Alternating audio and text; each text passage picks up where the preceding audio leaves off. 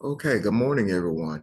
It's Ron. It's Saturday morning, and we'll go ahead and get started. I think the last couple of sessions we were really talking about masculinity, femininity, and the relationship between men and women. Uh, and I think we got a lot out of that. And not to say that that is done. I'll start there to see if we have any questions on not only that, but anything else, but specifically that first. Do you have any questions and or comments on what we've talked about the last couple of sessions? Hey, good morning, everyone. This George. One question that I have is, during our dialogue of this, we never heard the interpretation of Miss Cassie, because she said she understood what I was saying. And I'm not so much asking for myself, I'm asking for people who want to know what she said. T-Bone, he was a year behind Miss Cassie. He want to know at South Carolina State. I want to hear what she got to say. So there's some people out here that want to hear what she had to say. I ain't too much want to know what she got to say, but for the people that do, because if we revisit this again, it may be because we didn't hear what she had to say. So I need to get in shape, man. If she's on the phone, can she tell us what she understood about my question or my statement? Thank you. Kathy, are you on?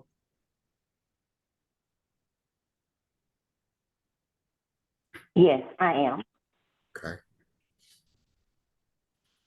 Did you I'm hear? trying to remember everything that George had said Okay. previously because now it's been 2 full weeks.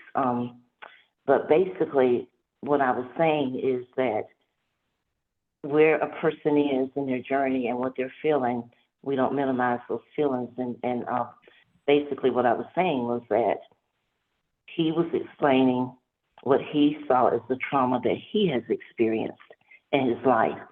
And the main thing, the main takeaway was basically we each can call in and talk about the various traumas because feminine energy, masculine energy, male, female, however you want to look at it, we have all experienced various traumas being African Americans in this country, regardless of who we see as the root cause. And I do remember saying to Pastor that I thought it was very important to focus on the takeaway of where did we learn to treat the women in our lives and the feminine energy and the respect or disrespect thereof that we have of it.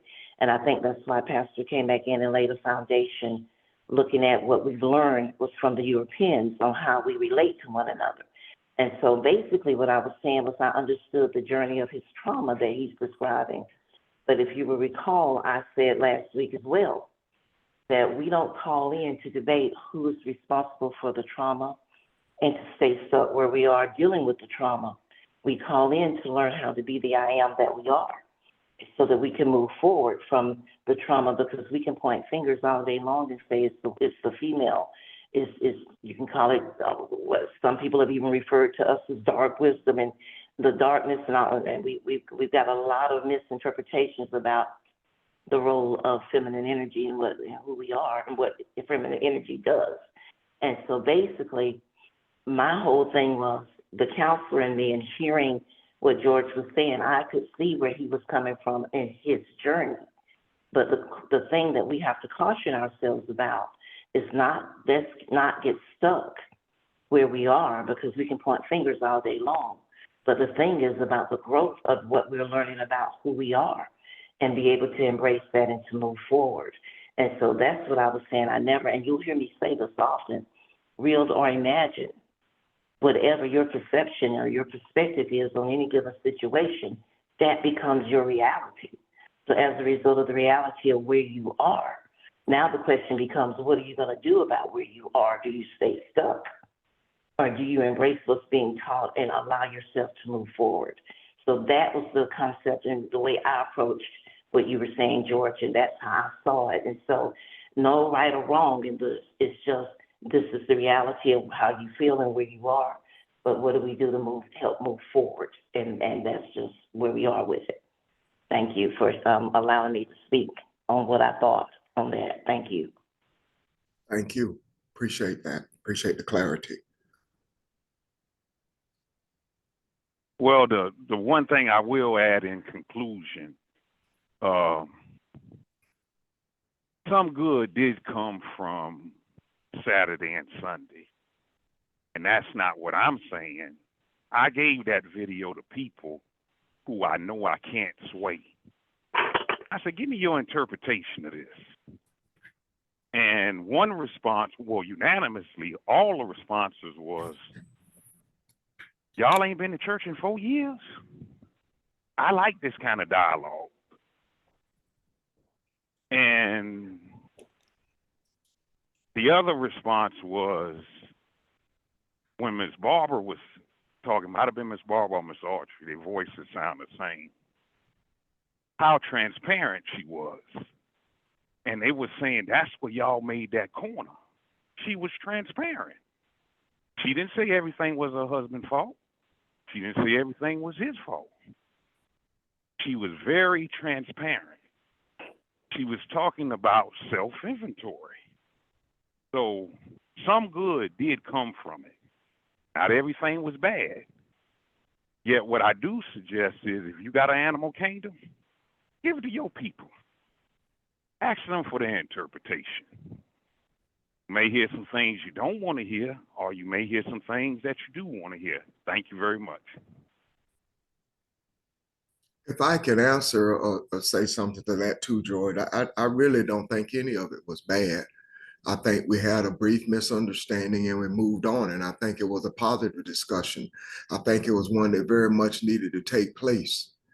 And a lot of things were uncovered. I too enjoyed Barbara being candid about her relationship and being open about it and shedding a lot of light. There is no such thing as a perfect relationship. I'm divorced. I was married for 7 years. And I listened to what she was saying and thought about what I could have done differently, but that's gone. It's the past. But a lot came out of that. A lot came out of that whole couple of days of dialogue, and it's greatly appreciated. I think it was very powerful. I think it was extremely spiritual. The energy that came out of that, and they did get sort of compassion, not sort of, but it got real compassionate, not just, our feelings, but the subject matter itself, I think kind of takes us to that place in our hearts and minds, things that we're dealing with. And as you've heard me say before, a lot of what we deal with are not just us on this phone. As you open yourself up, we started this off maybe not knowing that we weren't yet human. We were operating as animals because that's what we were taught to be. And then as we recognize our humanity, we have still moving from a transformation and moving into a spiritual being. So as a spiritual being, we attract a lot of things. And what we have been attracting, especially these last couple of years, the feelings, emotions, and the different attitudes that are out there in the universe that have laid out there dormant for so long or dominant for so long that needed to be addressed. So a lot came from it, and I appreciate it. And thank you. Thank you for opening us up with that, and thank Kathy for her clarification. Is there anyone else? Rod, this is Evelyn. Good morning, family. I would like to make a comment. I said something about 2 weeks ago. I don't know of anyone that have the platform that we have. And I want to tell George, you are necessary to this family. Your comments, the things that you bring to us, you have a truck driver eyes. You see stuff that we don't see. And it's good that you bring what you bring to us so we can deal with it. I'm in the agency. You have Vermel in her agency and all these other people in where they work. Our eyes, that's where we are. And if we see something that needs to be dealt with, we bring it to the family. So, George, your comments and everything that you say is necessary because we all need each other. So I just want you to know, I didn't say anything because a lot of times you don't need to say anything. We need to just think about things. And I just want you to know, we all appreciate you. We appreciate everybody that taps in, that logs in into our family because we all are one. That's all I want to say. Thank you. Thank you.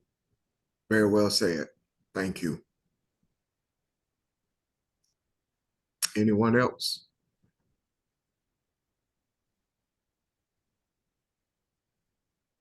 Questions or comments about anything?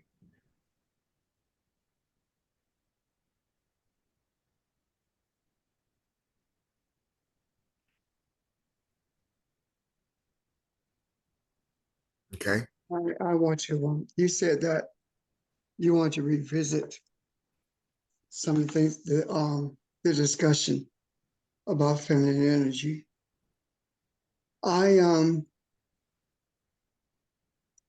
I sent something to some of the females, and it was in reference to the African woman.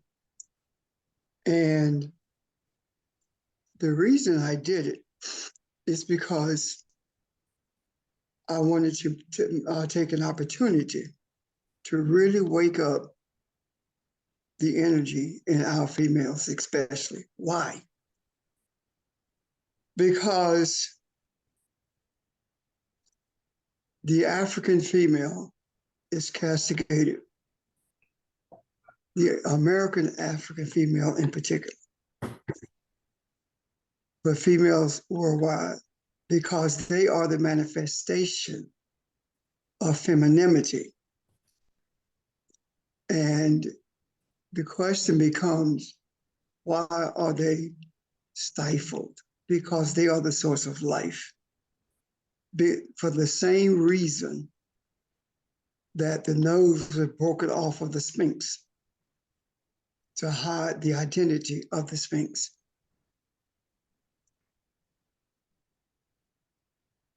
The oppression of the African woman is to minimize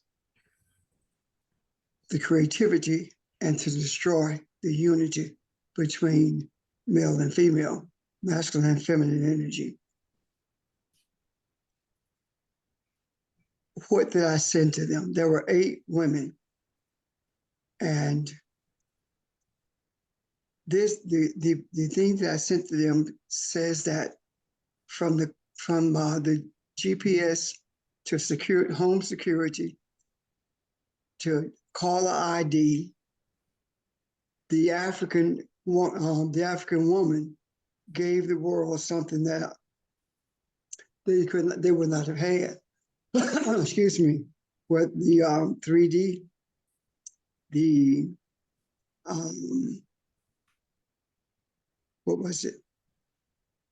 The laser that beam that removes cataracts, the whole 9 yards. I wanted to do that again to wake the creativity and to strengthen their resolve. Because when you can look at something and see what others have accomplished and you never knew it, you ask yourself why. And when we look at the contributions that have been made, we see that everything in regards to the feminine energy has been hidden, or they never got credit for it. How does that relate to the scriptures?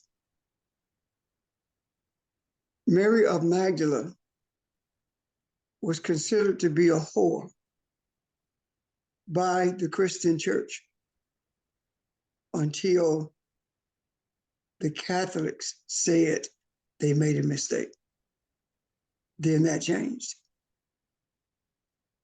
Well, we knew that before the Catholics told us that.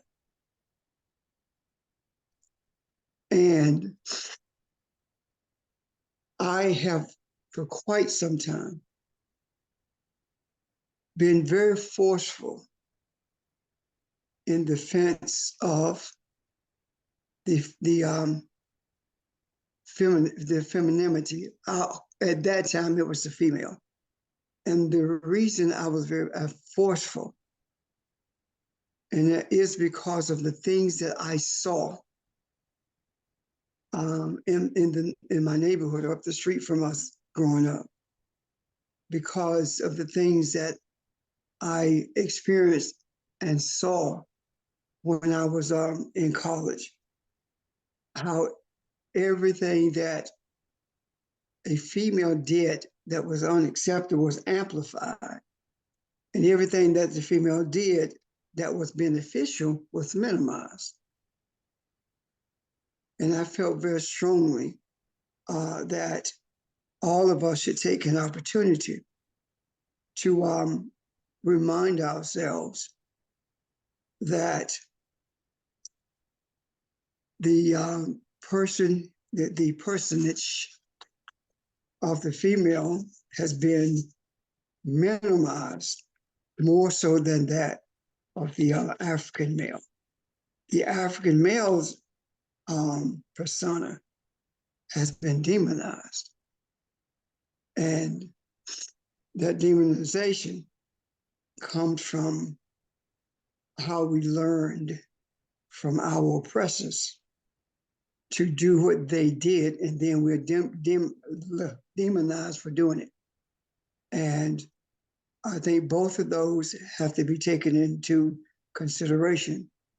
But again, I say that it is imperative. I cannot emphasize enough how the necessity, how important the necessity of refusing to allow the female of the feminine energy to be oppressed if we are to get to harmony in this earth. No one can birth it except the female and the feminine energy.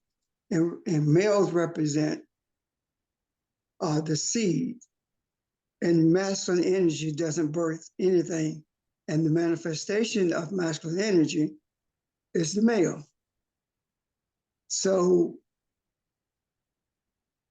if you minimize the essence of femininity, then you don't have opportunity to produce very much.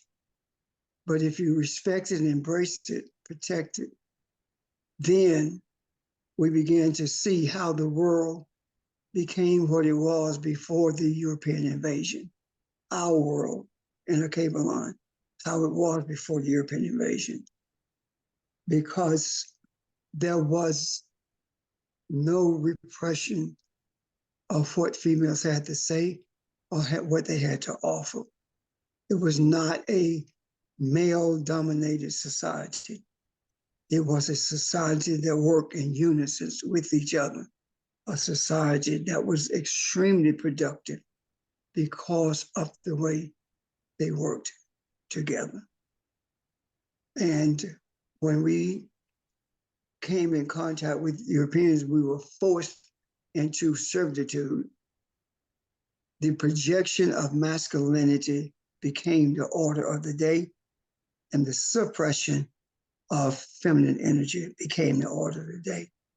And we, if it was not something important, if it was not essential, then there would not be an effort to suppress it, and neither would there be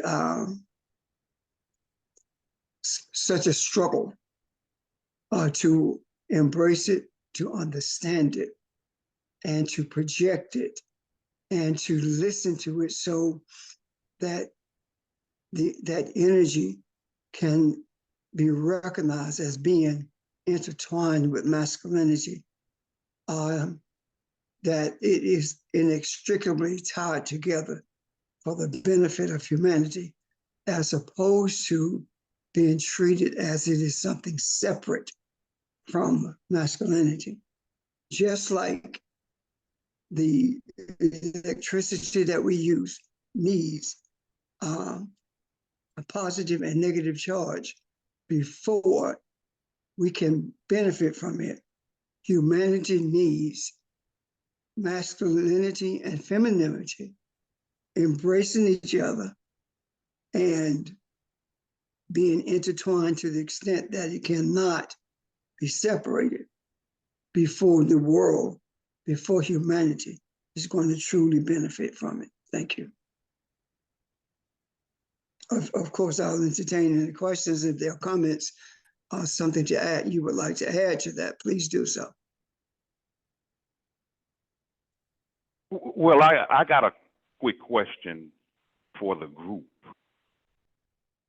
When the male is coming to the table and he's coming in good fashion or proper, when he meets resistance by way of feminine energy from the male, feminine energy from the female, we're not being cooperative.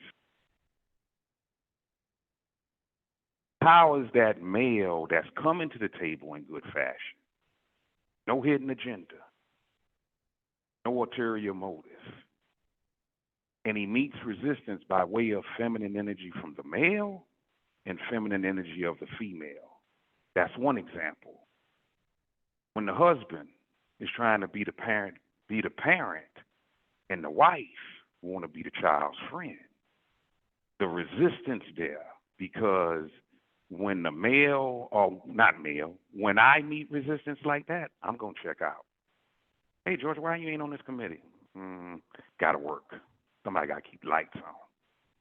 So I'm asking the group, when the male comes to the table in good fashion and he's meeting resistance, what is his recovery?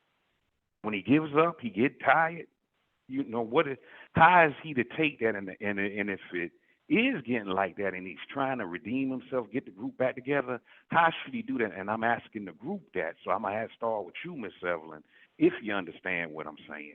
Thank you.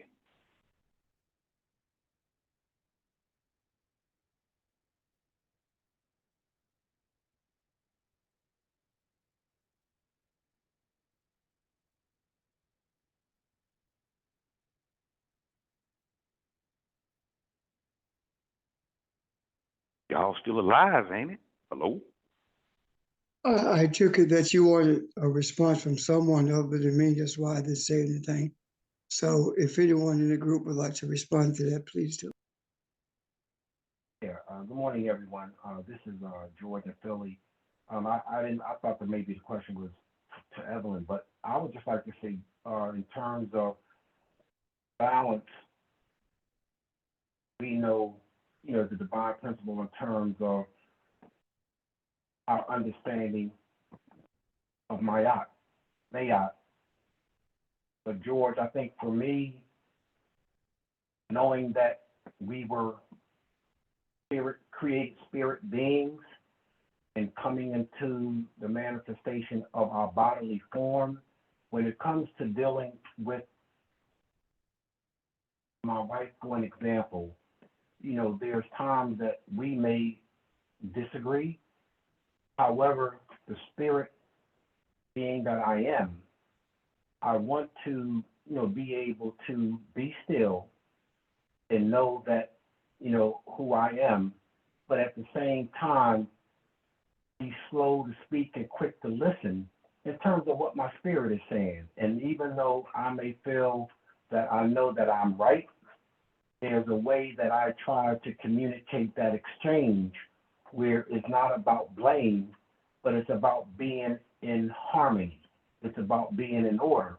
And sometimes, we're not in a position to speak what someone else may think or feel, but they still have, they still are Elohim in that sense that, you know, we're able to see the importance of balance. So again, I think in my own, like I say, opinion, I try not to, you know, just react to that, but try to respond in a way that I know that originally I was a spirit being, you know, taking on this human, you know, form, but at the same time, what is my spirit saying? So I think patience, self-control, and so those things are still something that I still try to develop. So hopefully that gives you some insight, but that's how I feel. I'm done. Thank you, George. I guess, Morning, it's Barbara. hey, Barbara. Hey, if I could just add to what George has said, George and Philip, George Clark, and then say to George that the question was an excellent question because it reflects actually some of the things that are going on, not in the broader, not in the macro, but in the micro. That's why we're having so many troubles, so many issues. So he's correct that there's this clashing and this power struggle on the one hand of, remember we talked about all the baggage we had, all of the things that have influenced who we are as a person, and we're coming from that aspect of it. And so he's right. There is this dissonance, this difference in the way that people interact. But to your question, George, about coming correct and coming in good fashion, that the ball's always in our court. What we do, and as George and Philly said, how we respond is always a choice for us. And so, again, our choice has to be not reactive, but in response to. And when we respond, that means we take the time to clearly understand, okay, what is this about? What is this really about? And is part of this about me? Part of this about how what's inside of me? And to come from that perspective, always introspect, always think about, okay, what am I missing here? And when we do it that way, it takes the onus, as George and Philly says, from us trying to one-up each other or trying to point the fingers. The finger's always pointed at me. And then if in fact I'm coming correct, the other thing I have to do is not get discouraged, because that's a choice too. But when you let something lie for a while, sometimes people come back to you later and says, you know what, I thought about what you said, and I thought about the way you dealt with this issue, and I know that there are some ways that I was. Sometimes you get people apologizing to you. So once again, if you come correct, don't take it personally, because when we take it personally, and I understand that I'm saying something that really does not necessarily coincide, because when we're dealing with someone close to me, how personal can that get? But from the spiritual perspective, don't take it personal as a physical entity. Look at spiritually, how can I deal with this? And then secondly, don't get discouraged. Continue being the true spirit that you are, and you'll find that over time things change. Thanks. Thank you. Ron, this is Evelyn. I agree with what Barbara and George from Philly said. I just want to add one thing. You have to respect people's opinion and how people feel. If they don't agree with you, you can't take, like Barbara said, you can't take it personal. You have to give people space, and you have to respect their ideas and their thoughts and their concepts, because the only way you can get things resolved is to respect each other's opinions or whatever. So I agree with the both of them. come correct. I mean, and remember, it's all about the energy. You can't look at the person. And everything that comes up, apparently something needs to be dealt with. You need to deal with it, but you do it in love and in oneness. Remember, again, it's about energy. You can't take it personal. Thank you. Thank you.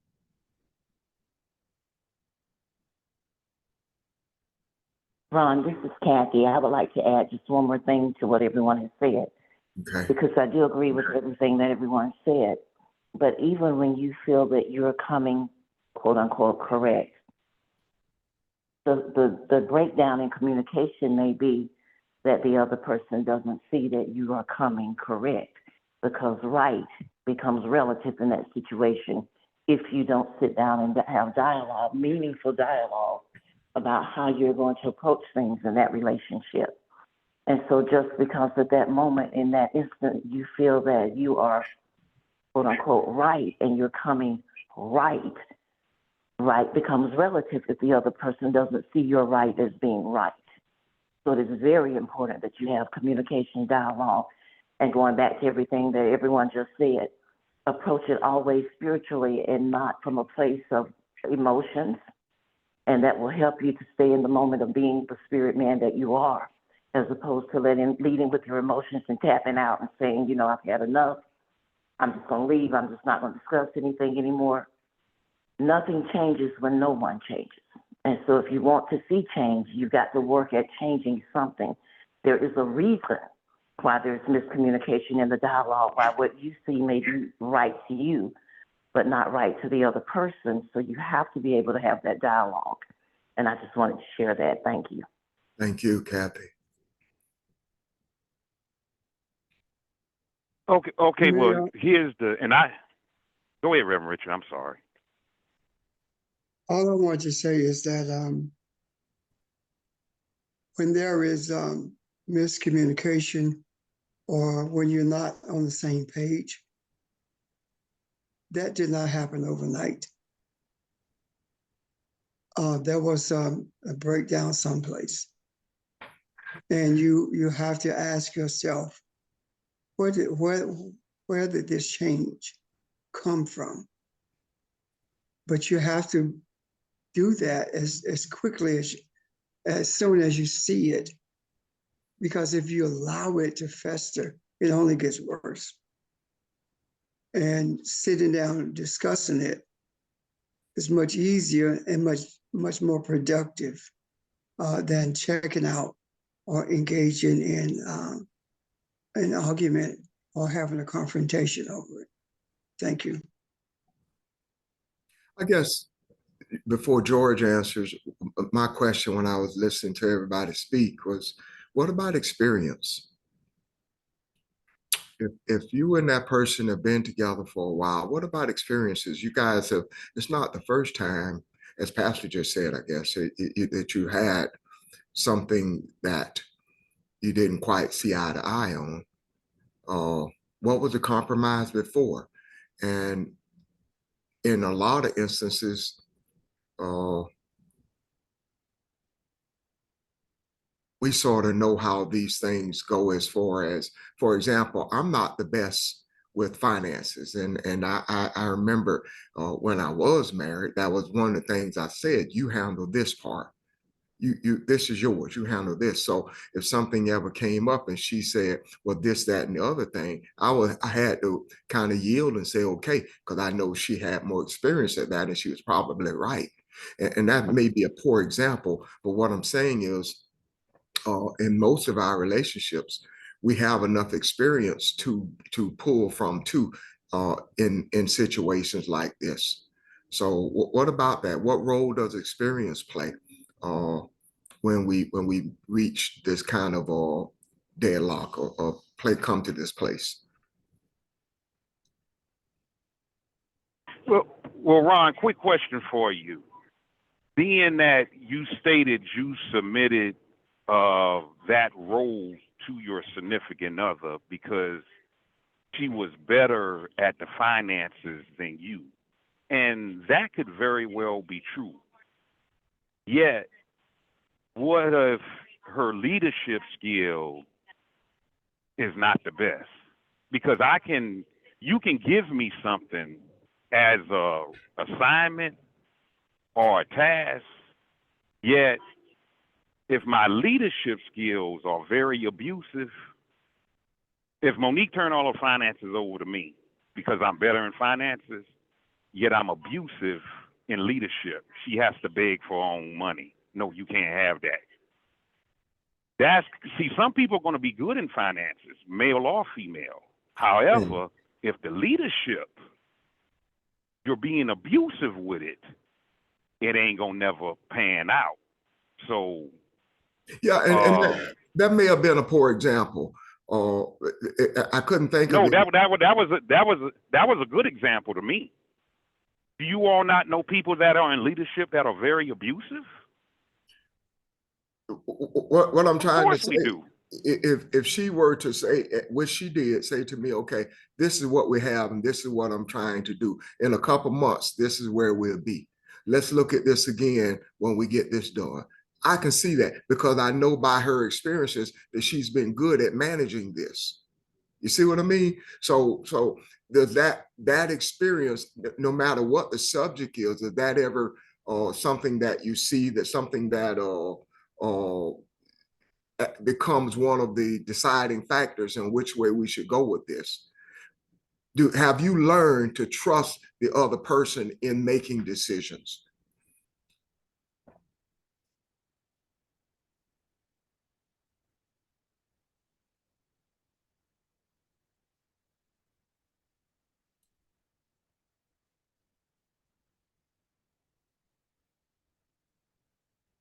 Okay, no one? If that person is abusive with the finances, then that means that that person does not know how to manage the finance. Financial management does not present itself to the extent that someone is begging for it, because that's not management, that's control. I'm done. I want to give an example of a family member of mine that was controlled and abusive. Until the family member, the wife had it all in control, and she was abusive with it also. And when the husband found out, it took years. I mean, years. And at the beginning of their marriage, almost up until probably maybe about a couple of years before he passed away. But it took her getting sick and in the hospital where she couldn't get her access to the money that he had to step in and go take control. But when he went to pay bills, that's when he found out he had no control whatsoever, that he had been abused with it by her all his life, ever since, through the whole marriage. And it took her going into the hospital for him to see what was going on before things changed. And after that, things changed. So he didn't have it anymore after that. But it was, I saw it, with my own eyes, with her being abusive and controlling over everything, and had it over his head. And he really didn't know, because he said, like Ron, he said, he couldn't do good with finances. So he just let her handle everything. And she just took advantage of that one thing. But in the end, it all worked out, because after he found out what was going on, then it all panned out. And everything was okay after that. I'm finished. Thank you, Kathy.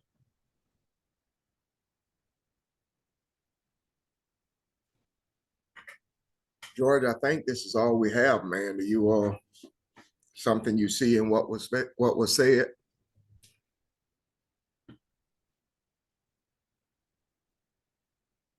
Everything was copacetic to me. I do know that when people are abusive, And abuse come in many different forms. Some people are abusive because it gives them pleasure. And if being abusive gives someone pleasure, that's very difficult to break. Because anything that gives you pleasure, make you feel good, it can have its way with you. So we may need to look at the origin of why are people abusive? Because everyone that's abusive ain't coming out of an abusive household. Not all of them. So we like you all say, we got to go back to the origin of things of why are people abusing? I would say, Brendan, I'm not 100 in this. Sometimes I enjoy being mad because it gives me pleasure. Yet in knowing that, whenever I am mad, something will happen to me and say, get it together. Or I can go to my peoples, look here, I just need to be mad for 5 minutes. Get it out my system. Some people just enjoy being abusive, and that stuff will come back on an individual. Not everyone that's abusive came from an abusive household. Thank you. There is an answer to being in an abusive household. There is an answer to that. Divorce. Anyone who is in an abusive relationship and it continues without any efforts to make a change, the answer to that is divorce. I contend that no one should subject themselves to being in an abusive relationship. No one should be in an abusive relationship and remain there if they love themselves. And it's very dangerous to love somebody more than you love yourself, because you feel like you can't leave that relationship. And if you feel like you can't leave that relationship and it's abusive, then they need counseling. They need professional counseling, because there is something wrong with the person who's being abused also, to stay in that kind of environment without having found the way to compromise or come to a consensual agreement about whatever you've been abused about. And in this particular case is money. And then money in more marriages than anything else.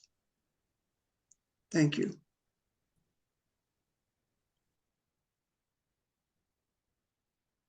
Okay, thank you, sir. Anyone else?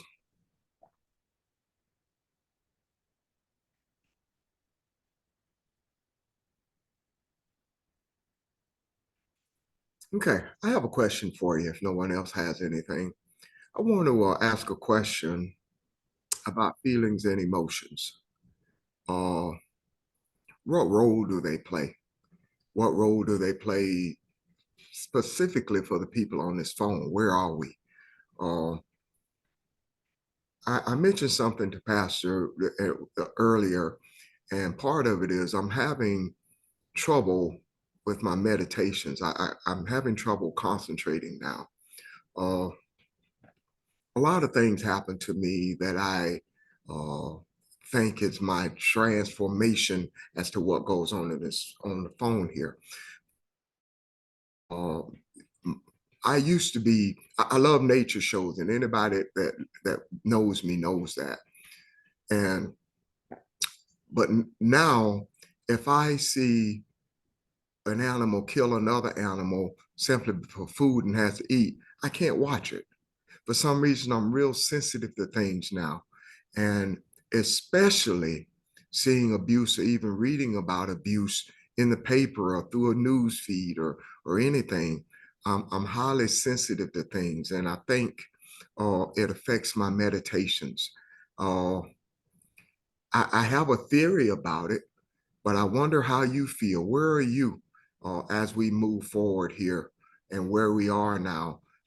I sometimes stop and look at myself because we talked about meditation. We talked about staying out of the past or not looking forward to the future, but staying in the present. And that's okay, but that's extremely hard to do when you engage yourself into other things and which we all have to do. So feelings and emotions, how do they aid us, and what are they supposed to do? Are we at a different place now than we were 5 years ago? And does that supposed to evolve as well? So I hope the question makes sense. What are your thoughts on that?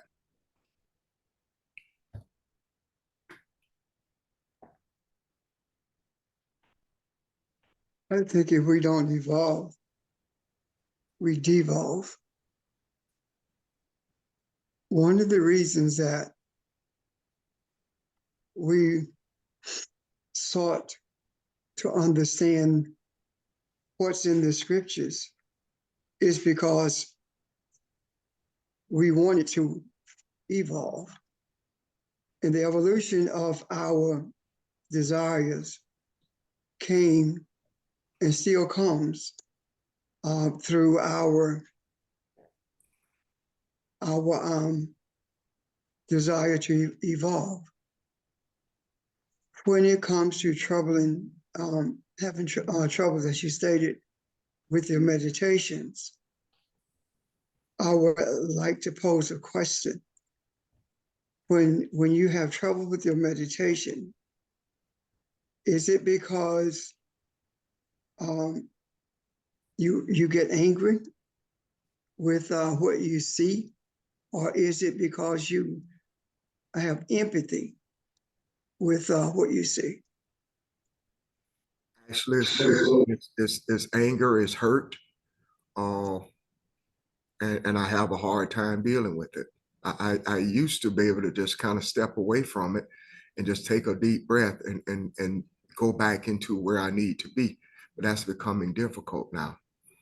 And yeah, lot of it, I have to admit, a lot of it is anger, a lot of it is hurt feelings, you know. But yeah, that's just being honest about it.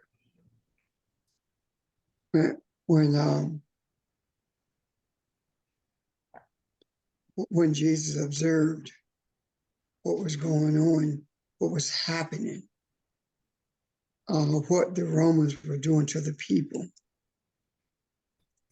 he got frustrated, and that's when he turned the tables over in the temple. When he felt exhausted or frustrated, he also went to the mountain to meditate.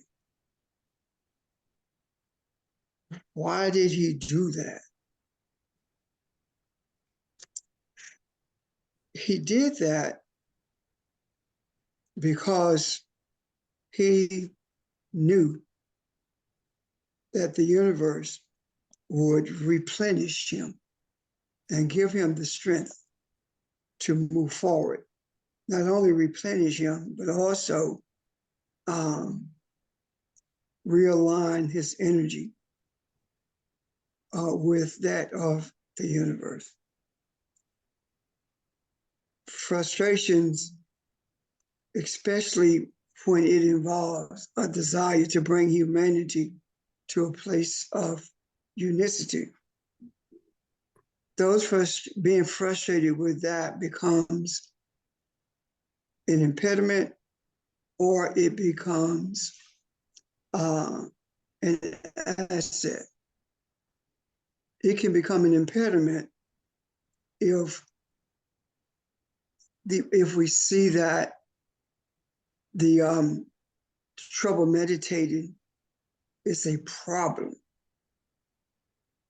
If we see that trouble meditating is because the energy that you are seeking to repurpose does not desire to be repurposed, then it causes you to persevere and it becomes an asset. Does that make sense? Say that one more time, Pastor, please. If the last, If you see the difficulty in meditating as an impediment or a wall, Mhm. it becomes it becomes an impediment. If you see difficulty meditating as energy that you are making an attempt to repurpose, desiring not to be repurposed, then if you embrace it that way and you decide to persevere in the face of that energy resisting you, then it becomes an asset. Okay. Does that make sense? Yes, it does. Thank you. Mm-hmm. Anyone else? Well, Ron, is Richard, hi. Can you just state once more what it is you're talking about? Meditating on, Well, what should I say, the natural world, for want of a better expression, and that behavior, and you find that painful? well, not only that, I use the animal thing as an example of how I have changed, I guess. And I think it's all connected. It may not be, Richard, but just an example of things I see on TV and things. As Pastor just stated, they used to be positive to me. I could see it. I get angry. I go for a walk. I could breathe, and it takes me to a deeper place. Now it just frustrates the hell out of me, and it bothers me, and it makes me feel differently than I used to feel, and I don't like where I am right now. And so I look at that, and I even, look at myself and say, well, individually, where are you? Where I'm kind of feel a little bit like I'm in no man's land, and I think I'm just kind of overly frustrated now, and it's gotten where I don't read anything. I don't watch the news much anymore because it just kind of easily overwhelms me, and so that's kind of where I am, and I think everything you read, because I try to look at a lot of stuff. And everything you read about feelings and emotions, that this will say, if people talk about it, helps us to communicate, it helps you to get to your feelings more. I also think it can take you off course if you're not careful. So I see the feelings and emotions as being an asset at some point, but sometimes I think they also get in the way and can be a hindrance. And and that's what I'm trying to figure out. How do I get this back in control? Or maybe I never had it in control, but maybe it's time to get it all under control. But that's what I'm saying. Does that help at all? Well, I'm no psychiatrist or whatever you want to call it, but my sense would be, and we all kind of have our own working definitions of these terms, and we throw around emotions and feelings a lot as terms, when I think they're intended to express different things. To me, emotions are more on the surface and reactionary, and feelings are more profound, if you want, more touching, what at least at the moment you feel is more of an essence of yourself. But I can only sort of sound commercial, whatever you want to call it. I'd say the most common thing to say is, if that's where you're feeling the most confusion, then that's where you need to be spending your time, because there's something else maybe that's still wanting to be revealed. Okay. I just today I'm reading stuff, and I'm tired of the horribleness of what's happening, but that's not going to make it go away. And that's not going to make me any better, for want of a better term. So what do I need to do? Either let go of it and involve myself in something else, or metaphorically sit down and face it head on. I don't know if that means anything, but Yeah. and I make a distinction. I don't have a problem understanding that sort of natural world and animal behavior, because I've seen animals, I've seen leopards or cheetahs genuinely fondle and nurture baby gazelles. Because they're not hungry, they don't have any of that impulse. So it's a complex world. Sometimes we see it too simply, but then again, are we looking at it and just pulling that part of it off to deal with something else that maybe it's a little harder to get out and look at within ourselves? And that could be, those two things may not be connected at all. Uh, Well, they're all connected, I guess, but the Yeah. question is whether you're able and you're unraveling the knot that it kind of is for you, right? And I'm not suggesting I got it all figured out, or I wouldn't be sitting in a chair, I'd be floating in space, but that's my sense of it. And that's why some days we get overwhelmed, but it's an emotional reaction. We're giving into something, I think, which is normal, is fair, but the question is, then how do you deal with it? I wouldn't want to see it knock you off your stool, so to speak, and make you want to sort of walk away from it. But yeah, and that's kind of like I was saying to Pastor, uh, there was a time I could see something on television, especially from our discussion, somebody say something or make a statement, and I jot it down, and we develop a lesson from it, just that thought alone. So as I mentioned to him, my thoughts have always been, ask the Father, where do we go next? What do we need to look at next? Where are we? What does the world need? What does the group need? And I'm just struggling with that now. Seem like I'm kind of all over the place, and I don't know if I've been here like this before, and that just maybe I'm just tired. I don't know. well, in a certain, sorry, Go ahead. finish my I'll thought. come out. Go ahead, Rich. In a certain sense, I hope you haven't been here before.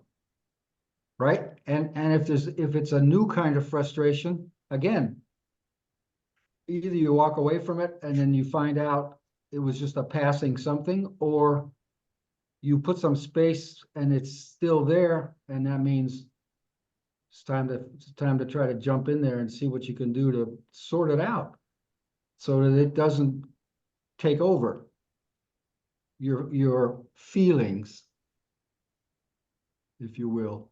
That's my sense of it. I don't know if that's too superficial or, psychology today kind of thing, but generally speaking, everything I've studied has said, if it gets more crazy, if it gets more complicated, you're headed in the right direction. You're taking yourself somewhere you haven't been before. And then, of course, the risk is what's going to come out the other side.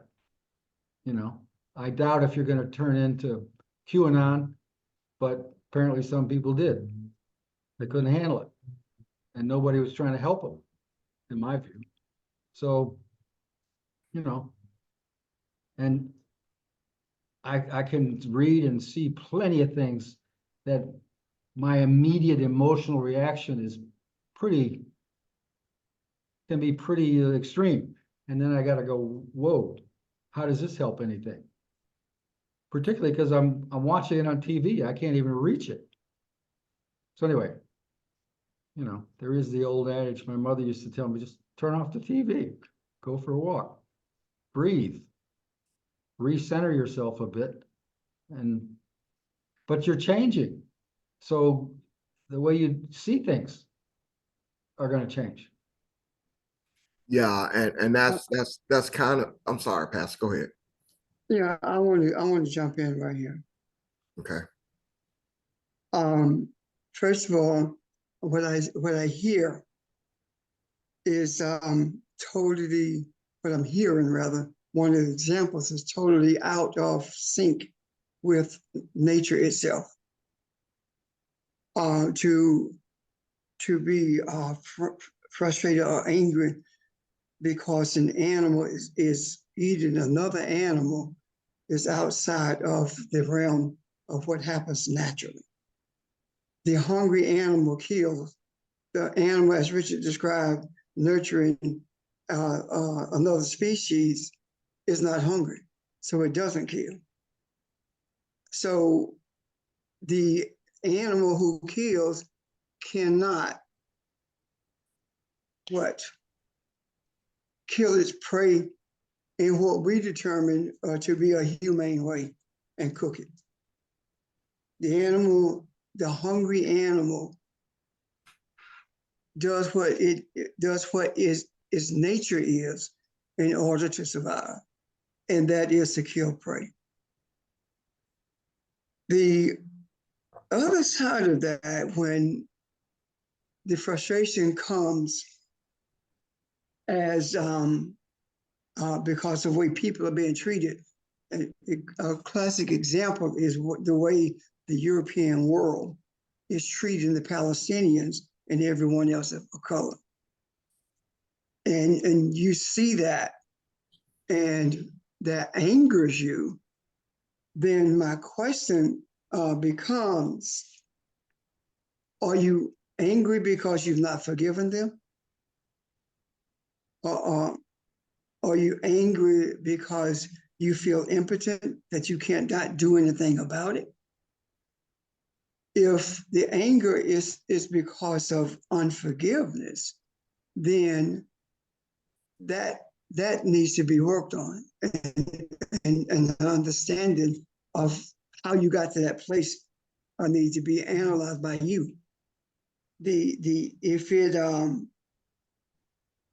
If it puts you in a place where you don't know how to forgive, and that makes you angry, that's another thing. But the question also becomes,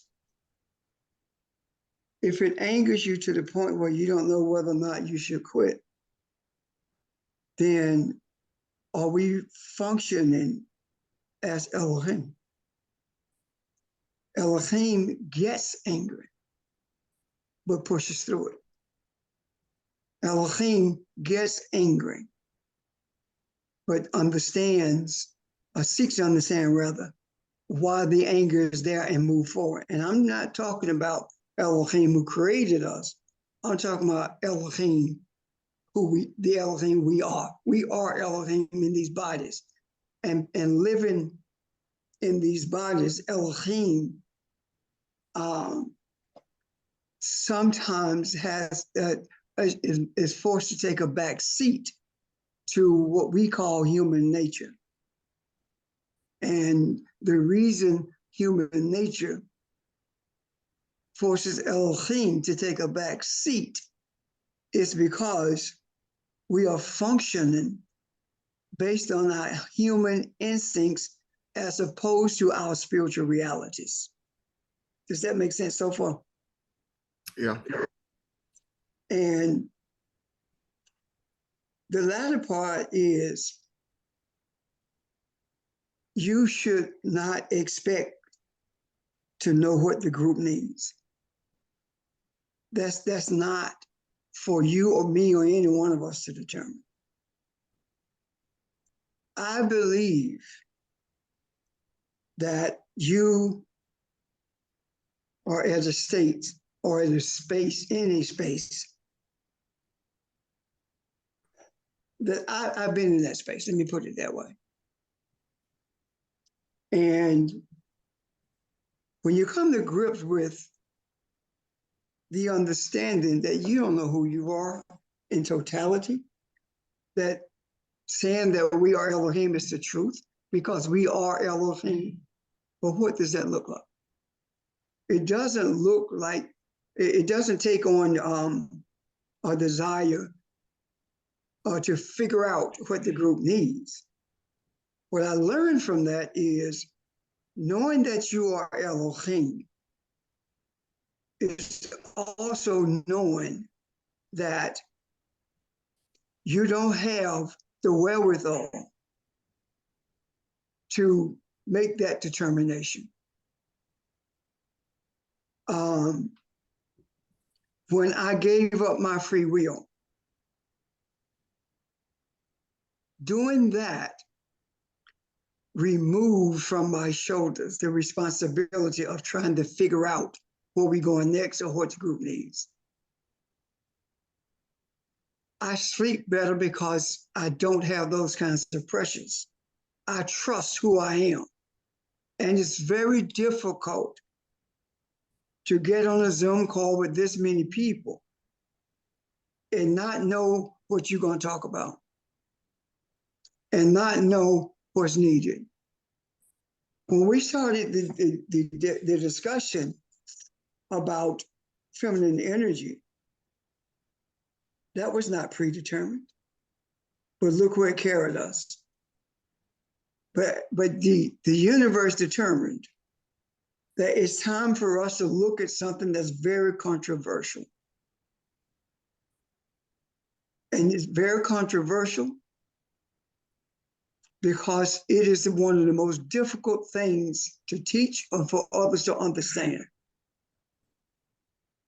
Why? Because it is essential to the journey that we're on. And as Richard intimated earlier, that when this happens to you, you know you're in the right place. You know you're in the right place at the right time. And making an effort to anticipate where you are going from this space becomes a burden, and it becomes so burdensome until this type of adversity pushes you to a place where you don't want to persevere. You don't want to carry your cross. You don't want to continue, yet you know you must. And coming to grips with that eases the pressure. There have been and there are times when, and you know this, when I get on this Zoom call or when I walked into Foundation of Great New Faith, I had no clue as to what I was going to talk about. But open your mouth and he'll speak for you is real. It's not talking about God separate from us is going to speak for us. It's talking about the depth of your soul will open up, and you will be speaking from who you really are. It is Elohim. It is the spiritual you that begins to speak. And the spiritual entity, the spiritual man, the spiritual Adam knows everything. Is that not what we're told? The spirit man knows all things. Mm-hmm. That's a reality. Yes. Thank you. That's a reality. And embracing that reality and holding on to it does not mean that you're not going to get to a place on this journey where you feel frustrated. It doesn't mean that at all. The question is what you do with it. You could get angry. The question is what do you do with it? Things get contentious. What are you going to do with it?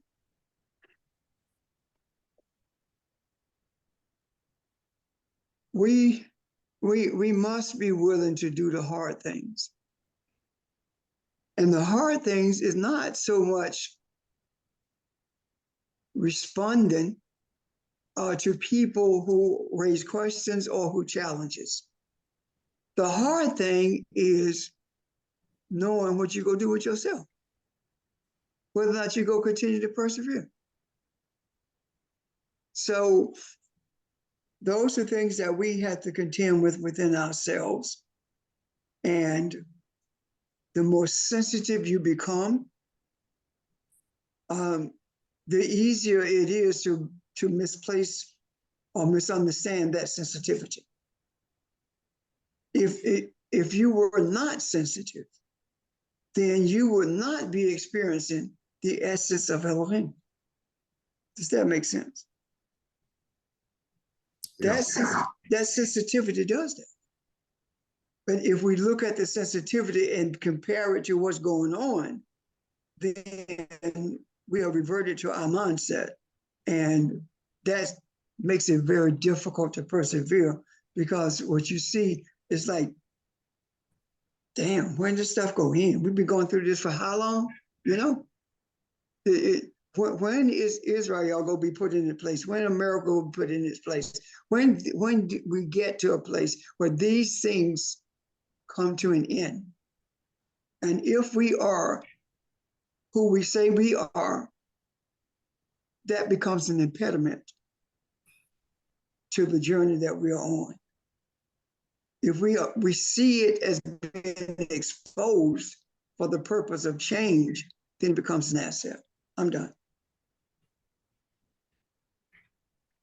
If I could add a couple of things. Oh, okay. Go ahead. Go ahead, Bob. As you guys talked, I thought about this again. Trust what you be. And you said that, Pastor. Trust the Elohim that you are. Trust what you be, not what you see. And the see is what we experience with the physical eyes and the physical body. When you talked about thoughts and feelings, emotions, etc., all of these things have different levels of vibration. They come from different levels of consciousness, and so they vibrate differently. And the very thing that can put these vibrations in some kind of harmony is meditation. And it seems like that's the thing that I hear you saying it's hard for you to do. And so I would say persevere also, because the thing that seems hard for you to do is the thing that needs to be done. All the other things are distractions. And it's not about control, because I heard you say something about, I felt like I have no control. You have all the control, et cetera, that you need for you. It's not your job to control anything else but you, how you respond, how you deal with these warring, for lack of a better word, emotions and thoughts, et cetera, et cetera. And so meditation is what puts you in that space where they can all exist at the same time. All of these thoughts, all of these feelings, all of these different vibrations can exist at the same time when you meditate. And when you meditate, it's like taking your being, your thoughts, your own personal ones out of the picture so that the universe can come in and order things in the chaos of your perceived thoughts and emotions. So I would say persevere. And when it doesn't feel like you can meditate, push through it and do it anyway. Even if you have to begin to do something that we used to do. We used to set a time constraint. I used to set a time constraint and say, okay, for 5 minutes, I'm going to do it. 10 minutes, I'm going to. Even if you have to set a time constraint, okay, I'm going to do this, and I'm going to sit here, and I'm not going to think about anything. I'm going to just let the thoughts come as they may. It may be that you might need to do that in order to be that. You might have to do that in order to be who you are. In other words, when you plug into the universe, you are the universe. And so it writes your relationship. And again, All of those vibrations come from different levels of consciousness, but in meditation, it's that space where they can all exist at the same time and be ordered. Thank you. Thank you, Miss B. Thank you. Yeah, I have a question, yes, ma'am. and I could yield if you want me to. Oh, ma'am, go ahead. Well, I thought about the animalistic behavior that we have with each other. I do believe once we remember that we all are one, we won't treat each other, we won't have that animalistic behavior toward each other. And I think that the animal kingdom is a reminder of us of how we treat each other when we forget that we're one. And that's what I saw when you mentioned that. Because I did it before. I've had moments where I just snap on somebody for no reason. And to me, that's an animalistic behavior. So I'm glad you brought that up. But that's what I got from that. Thank you. See, that was, and maybe it didn't fit in this particular conversation, Evelyn, but that was one of the things that has been measurable to me. I love nature shows, and I don't care if they're talking about flowers or birds or lions or, you see those kind of things. And I noticed here lately, certain things I can't watch anymore. I don't enjoy them anymore. Maybe enjoy is not the right word, but I can't even tolerate it anymore. It bothers me. Necessary, of course, is necessary, but I don't know how or when I changed when that started, but I know that it has. And that's one of the things that stood out to me. I think it's been mentioned by several of you that at a talk. I know Pastor said it. I do. I feel out of sync. I feel out of sync with myself, and the feelings and emotions. A lot of times I don't feel like they're mine, and it's almost like, is this stuff you suppressed for so long, and now it's here that you need to deal with it? That's kind of the thought I had, but I'm just having a hard time with it. That's all, and that's the only reason I bring it up, because I was wondering if anybody else was going through this or having the same kind of issue. All the time. I mean, to me, you're a Rubik's Cube and it's just changing and you're adjusting to the new arrangement, right? That's kind of way, I mean, I'm trying to say it in a way that whatever can make you feel a certain forgiving, because it's normal. The only thing I don't like, Evelyn, but that's just me, it's not animal behavior. Study animals. That's not animal behavior. That comes from somewhere else. That comes from a place of confusion and lack of understanding of self. A cheetah knows exactly what it is and what it does. It doesn't, if you hear a story about, and there was a couple of famous stories of lions that just started killing people and things like that, that is so rare in the animal world, but how uncommon is that maybe in the human world? So I hate to put everything on the animals, but I know what you're trying to express, but I don't know, that just keeps a little seed of separateness that I don't think is necessary. But I guess the final thing I would say, Ron, is just, I would think when you feel sort of mad, angry, a little bit out of control or frustrated, those are emotions to me.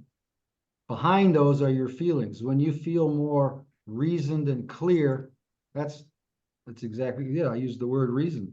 So, and that's when you can, what should I say?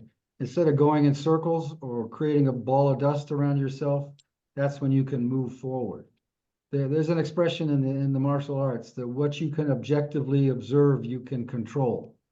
Now, I don't want to worry about the word control, but the point is, and what do we say too? Take a step back, take a breath, give yourself, and then, but no, everybody gets to those frustrating points because the perfection that you are, you haven't realized fully, right? I suppose that's the humorous part in a way. You're already, it's all there, but you don't feel it, see it, and act on it. And then maybe it's gonna take more than this life. It's not a reason to go back and sleep on the couch. That might be my approach. But just do what you can do. Face what you can face. Try to be as honest as you can with yourself about it. And I mean, Jesus got angry, but then he moved on. And there's plenty of Buddhist little stories about all that kind of emotion, if you want, and then people see it, put it down, and move on. And there is nothing wrong. Even an Olympic athlete, his coach or her coach, at one point will say, all right, that's enough. We're going to take 3 days off and just go to the beach and do nothing. And you can do that with meditation and other things too. Thank you. I think today is a flashpoint for dealing with the raw emotions that come as a result of how we feel. And I do believe that this is an opportunity for everyone to reflect on ourselves. Who are you? What is it that you are lying to yourself about? Or what is it that you are avoiding to be expressive of? I do not believe for a moment that you chose to be this transparent about what you are experiencing. Look at what happened when we were talking about relationship, about transparency. Look at what's happening with you being transparent about what you are experiencing. Look at the depth of discussion that's taking place. Look at the references to those who have come before us. There are those who would say, we are not speaking, quote unquote, scripturally or spiritually, but we are. We are. The ignorance of the scriptures came because there was no real effort put forth to understand it. Everything that we have spoken of in regards to humanity is given to us by Elohim. It comes from our nature. And it doesn't, the words that we use to express it may not sound spiritual, but all words are spiritual because of how they are formed, because you can't form those words audibly without breathing. So breath is spirit.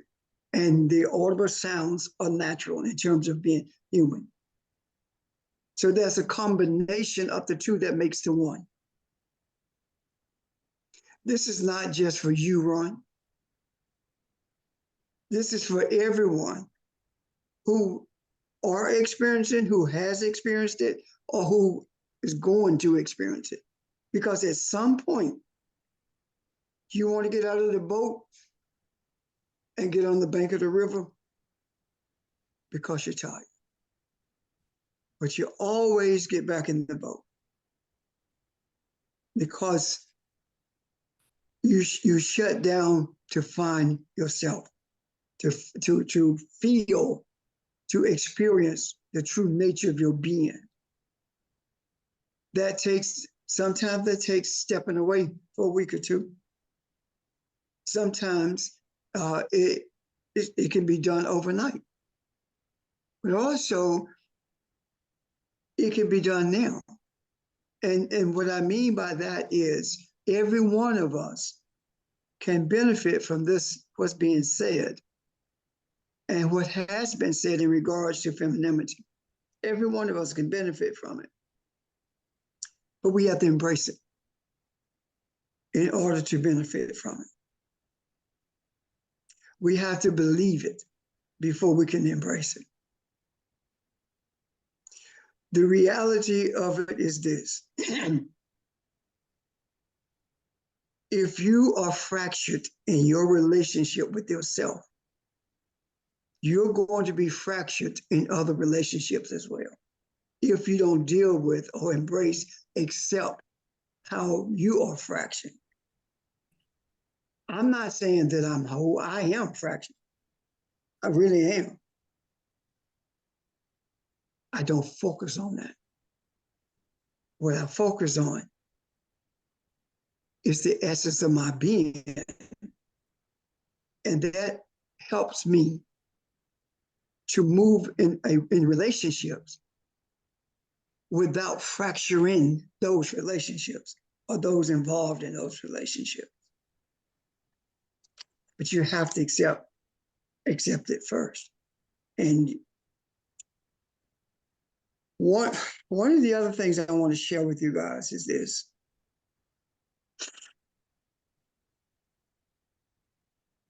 The Creator is showing us that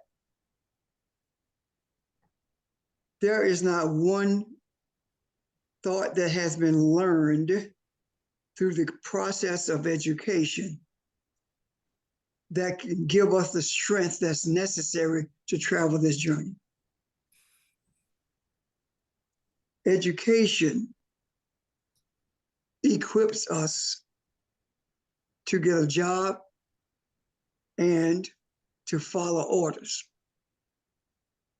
Spirituality reminds us of who we are and shows us the journey we must take in order to be whole in our thinking, in our processing. And that wholeness is not just for humanity, it's for us individually as well. If you don't feel whole, you can't deliver, you can't engage in a whole relationship. You can deliver a whole message. But what happens when you get to the place where you're no longer able to write bullet points for a message, where you're no longer able to process what you're reading for a message? You know that there is something that you need to talk about. Only thing you know is, well, I feel like I need to talk about whatever, but I don't quite understand it. It doesn't mean that you're not supposed to talk about it. You're supposed to put it out there for and understand it. We're not academicians now. We're spiritual beings. We're not processing academically. We are processing spiritually. Academic process comes from your mind. Spiritual processing comes from your soul. And I hope that, I pray that, I believe that, I embrace the reality that all of us have a desire to process from our soul as opposed to processing from our minds because of the limitations of our minds, because our minds are geared toward academics, not spirituality. That's how we've been trained. That's how our minds have been trained. And there are those who are in church every time the doors open, and yet they do not believe that spiritual acceptance of who you are, accepting that you're Elohim, we're embracing that, is what changed you, that allows you to change things. The only reason we're able to visit what's happening and have our desire put out there and see it take root is because we are processing from our soul with the desire for balance with humanity. That's who we are. these on Monday, when I got off the phone,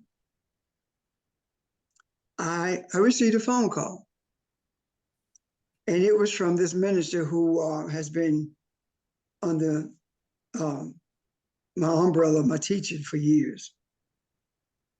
And this person was with their Bible class. And one of the persons in the class had a question. And the question was, is there a heaven and a hell? I'm having trouble trying to understand that. And when I taught what we know about heaven and hell, that none exists, etc., the things that we've taught, it went to from that to then who are we? We are Elohim. We are God. That's who we are.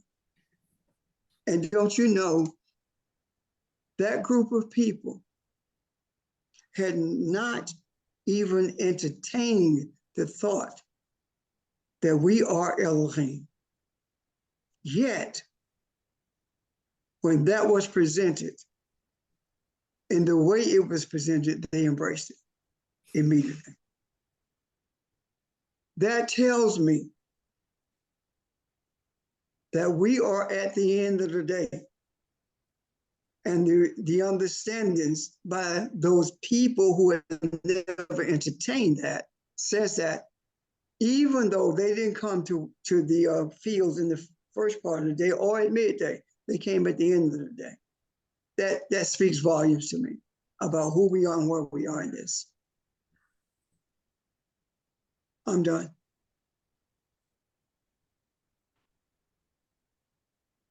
Thank you.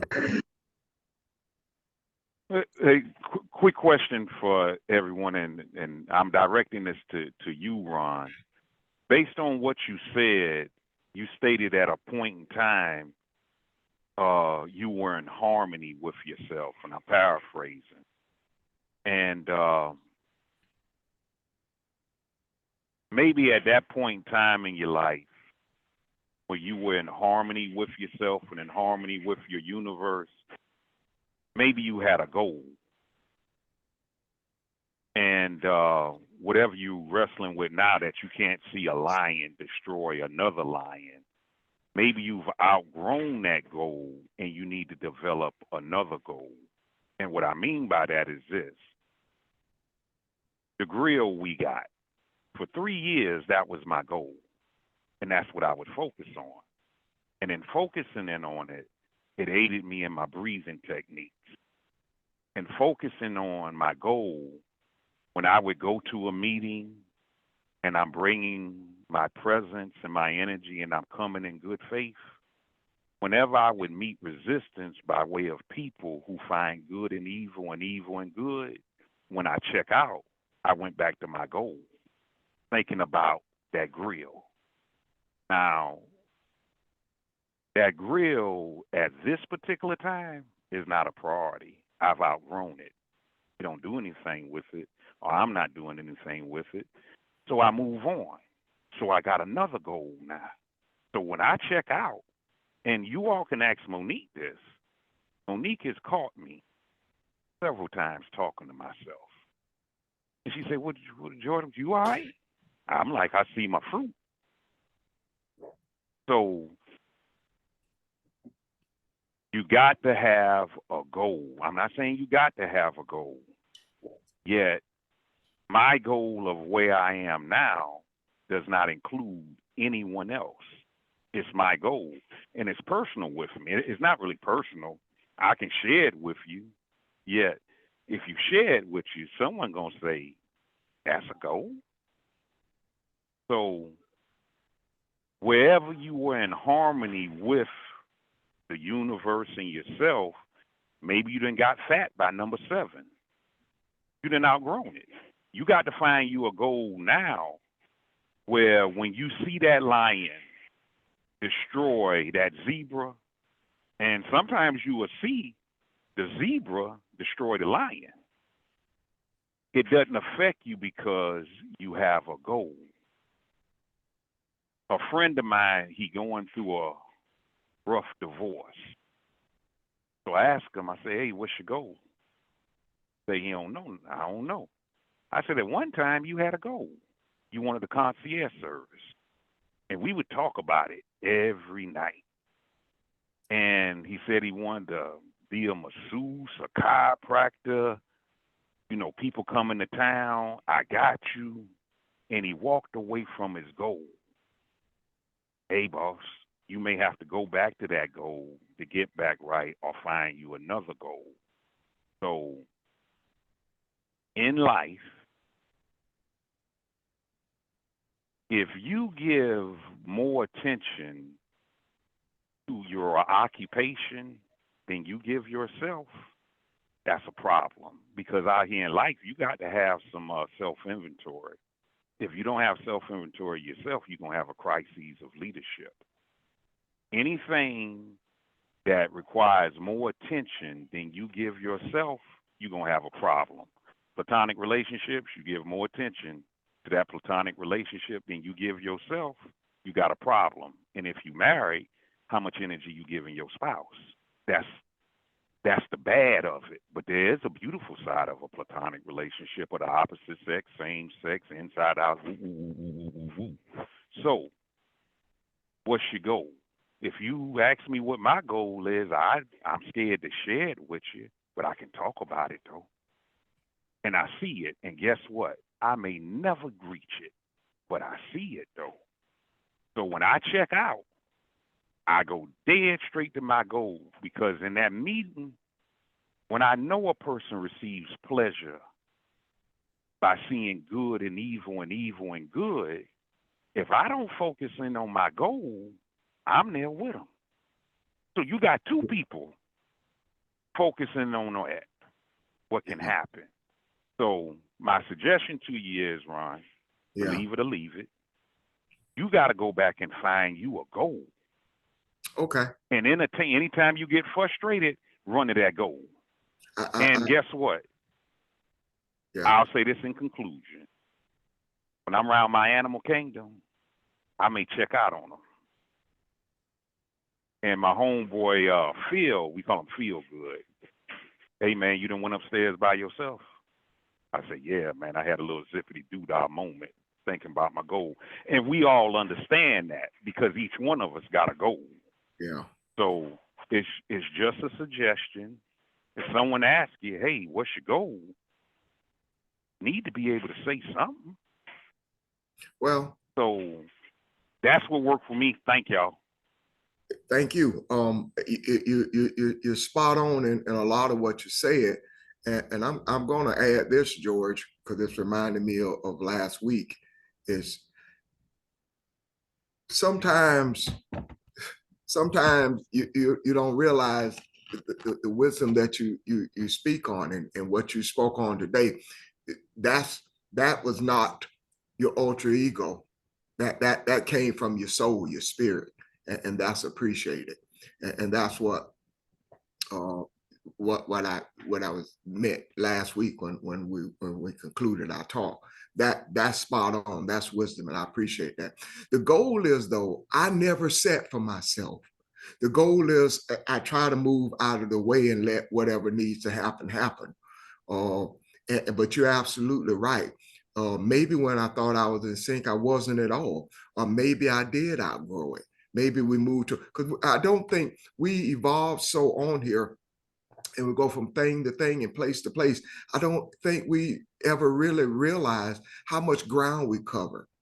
We've been on the journey of Abraham and we've covered the whole doggone wilderness. As we move, if you look at all the things we've discussed and the journeys that we start over, we go from here, we go from there, we see this, we see that, and we move on.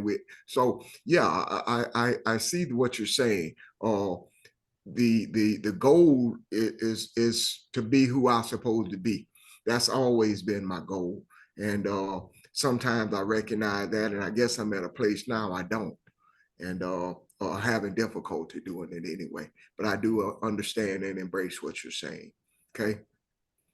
uh, this does seem like a good place to kind of take a pause and rest for today. Well, Yeah, this yes, is Andy. Before we get off, can I ask a question? of course. Yes, ma'am.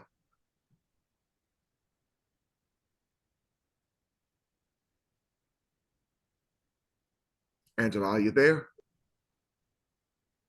I'm sorry, I had it on mute. I'm sorry. Okay. I was going to ask, the question was reference towards meditation. Sometimes when I meditate, it feel like sometimes it feel like I'm deep in meditation, and then there be times to where I feel like, did I meditate or was I just breathing? And my question is, should I focus on whether or not it feels like I'm deep in meditation, or if it just feel like I'm just on the surface of it? That shouldn't be my focus, because I guess it's just the experience of it.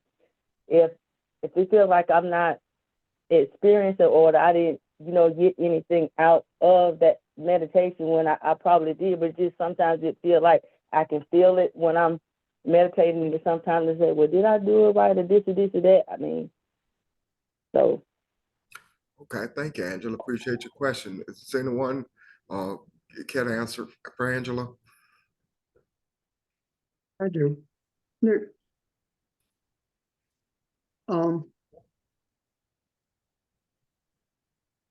you should not be trying to determine the results of meditation.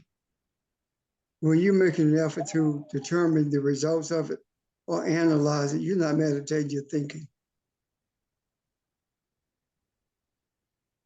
Meditation is something that you do and move on. When you were praying, before you understood what meditation is, did you analyze whether or not God heard your prayer? Did you analyze whether or not you used the same words?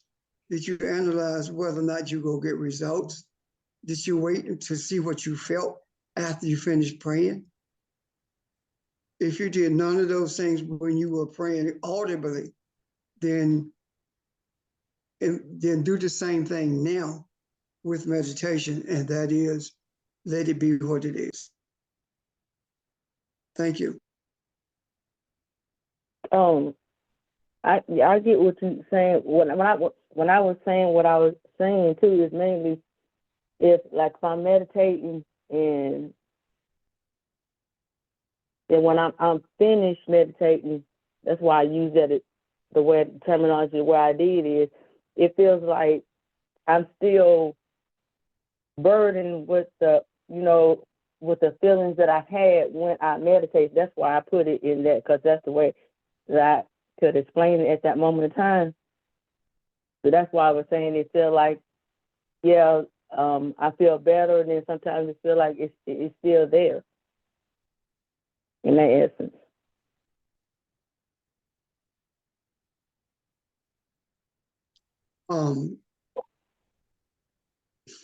When you meditate, it's not about a feeling. It's about trust. It's not about how you feel afterwards or before it or doing it. It's about the totality of the experience.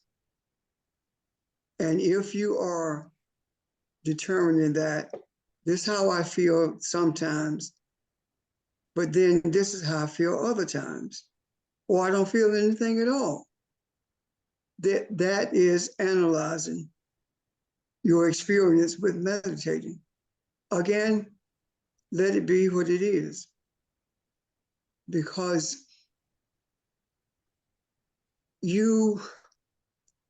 it's no different than saying, God, I want you to bring me, to give me a job, and then you open one eye to see if it's happening. Or it's like, God, give me a job, and every Sunday you go back and ask for the same thing. when you meditate, just leave it alone, period. Just let it go. Don't, no matter what you feel or don't feel, just let it go. Because you are, meditation, you should be, you are experiencing a spiritual connection. When you are out of, when you, I don't know a better term to use than when you're no longer meditating, you are having an experience in the physical realm after you have focused on the spiritual realm. Now, again, leave it alone. Let it be what it is. We determine what we feel. We determine that. If I say, if I tell someone that they are dumb, I say, man, you so dumb. They make a decision about how they're going to take it. If I say that to someone I have a relationship with, they laugh it off because they know what I mean. But if I say that to someone who doesn't know or that I don't have a relationship, they determine how they're going to receive it. They may receive it the same way as the other person, or they may not. They may take offense to it. So we determine how we feel. And you, whether you meditate or not, you determine how you feel. And whatever that feeling is, does not necessarily dictate what the results of the meditation is. It's the results of your thinking after you meditate. And I don't have anything else beyond that. Thank you. Angela? Does that help? Yes, it does. Thank you. This is Rania. Kind of feel like what Pastor said and what you asked, Ron, and what Angela just said about, not feeling different when you meditate. They're all related. Mm-hmm. And you asked about, does anyone else feel that way, this change? And I just want to say, I've certainly felt as well that how I react to things has changed from when I quote unquote thought I was at peace and now. And as I listen to everything, I think part of the nudge to not feel at peace, so to speak, is part of the wilderness journey you talked about. That happens many times in our lives and many times in our day, even, that we're at a different point in the wilderness. We're either being redeemed or redeeming, or some variation of that. So, as I hear this, all the ties seem to come together, and they're all related, and they're all part of the same story. And I guess that's all I wanted to say was I felt I could empathize with what you're saying, because I've certainly thought it myself, and I find that I waffle in the moment, even not just in the day, where one thing might hit me really hard, especially with the political climate. Some nonsense people are spouting out seems to be growing. It hits me really hard. Then a moment later, I'm okay. I'm at peace with it. So I just wanted to add those thoughts to this conversation. Thank you. Thank you very much. Yeah, that pretty much sums it up. But yeah, thank you. It's kind of lonely sometimes, a feeling, but yeah. But thank you. A lot has been said today. A lot has come out of this. And as Evelyn says a lot, you guys have no idea how much I appreciate you. The energy of this group, the closeness of it, the wisdom of it, and your belief and faith in what we do.